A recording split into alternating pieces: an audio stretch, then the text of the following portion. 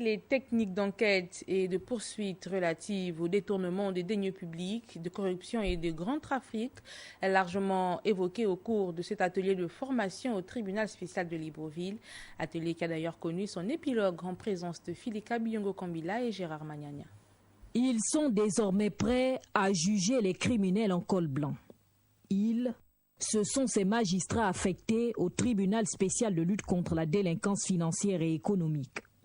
Et pour les accompagner dans cette mission, les officiers de police judiciaire. Nous venons de réussir en commun l'organisation d'une réunion de très haut niveau sur le plan scientifique.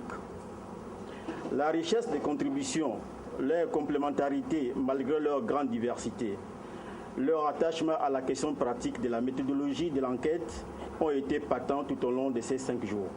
Au terme de 5 jours de formation sur les techniques d'enquête et de poursuite relatives au détournement de deniers publics, de corruption ainsi que de grand trafic, des recommandations se dégagent. Il est nécessaire d'améliorer les acquis observables en la matière.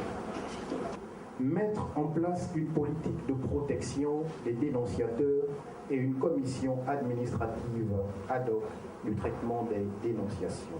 Il a été suggéré la création d'une unité de filature en matière de corruption.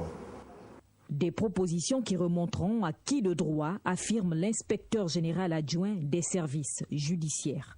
Nous nous réjouissons des résultats combien élogieux auxquels vous êtes parvenus. Les recommandations que vous venez de formuler seront transmises au gouvernement de la République et portées à la très haute attention de Monsieur le Président de la République, président du Conseil supérieur de la magistrature.